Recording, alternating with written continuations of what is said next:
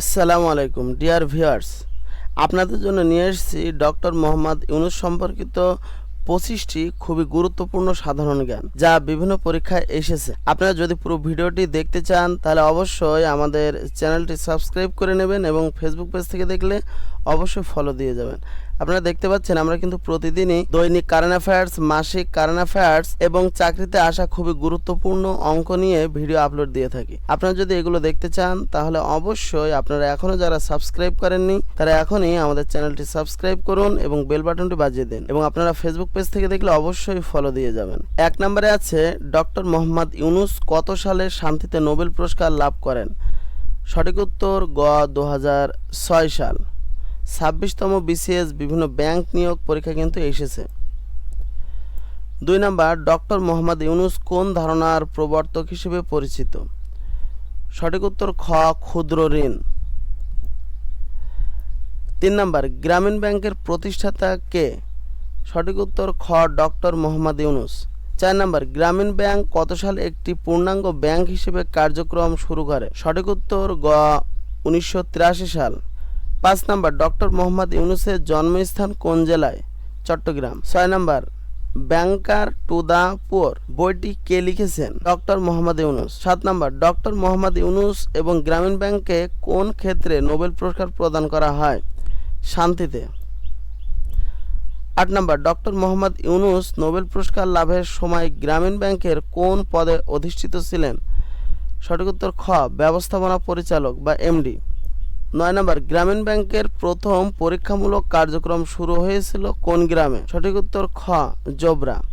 10 নম্বর doctor Muhammad ইউনূসকে কোন দেশের সর্বোচ্চ বেসামরিক সম্মাননা কংগ্রেশনাল গোল্ড মেডেল প্রদান করা হয়? সঠিক উত্তর খ মার্কিন যুক্তরাষ্ট্র। 11 নম্বর সামাজিক ব্যবসা সোশ্যাল বিজনেস ধারণার প্রবক্তাকে? সঠিক উত্তর খ ডক্টর মোহাম্মদ ইউনূস। 12 নম্বর ডক্টর মোহাম্মদ ইউনূস কত সালে রামন ম্যাগসেসে পুরস্কার লাভ করেন?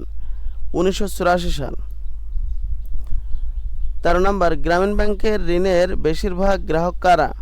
দরিদ্র গ্রামীণ নারী। 14 নম্বর ডক্টর মোহাম্মদ ইউনূস তার নোবেল পুরস্কারের অর্থ দিয়ে কি করেন?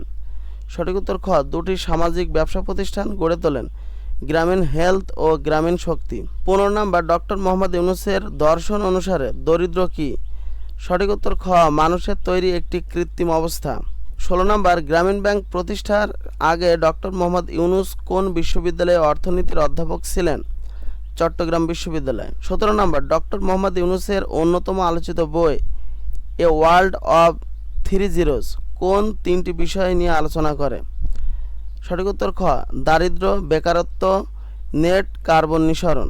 18 নম্বর প্রশ্ন ক্ষুদ্র ঋণের প্রধান উদ্দেশ্য কি? দারিদ্র্য ও স্বল্প আয়ের মানুষকে ছোট পরিসরে স্বাবলম্বী করা।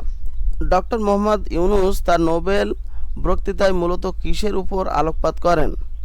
দারিদ্র্যমুক্ত বিশ্ব, সামাজিক ব্যবসার সম্ভাবনা। ডক্টর মোহাম্মদ ইউনূস কতটি দেশ থেকে সম্মানসূচক ডক্টরেট ডিগ্রি অর্জন করেছেন? 62টি। ডক্টর মোহাম্মদ ইউনূসের নেতৃত্বে গ্রামীণ ব্যাংকের সাফল্যের মূল চাবিকাঠি কি? ঋণ গ্রহীতাদের ছোট দলে সংগঠিত করা ও তাদের মধ্যে পারস্পরিক আস্থা। ডক্টর মোহাম্মদ ইউনূসকে প্রেসিডেন্সিয়াল মেডেল অফ ফ্রিডম কে প্রদান করেন? Barack Obama. গ্রামীণ ব্যাংককে জনগণের ব্যাংক বলা হয় কারণ এর মালিকানা মূলত কাদের হাতে? ঋণ গ্রহীতা সদস্যরা। 25 এবং সর্বশেষ প্রশ্ন ডক্টর মোহাম্মদ ইউনূস কোন আন্তর্জাতিক সংস্থার বোর্ড সদস্য ছিলেন? ইউএনডিপি এর সদস্য ছিলেন।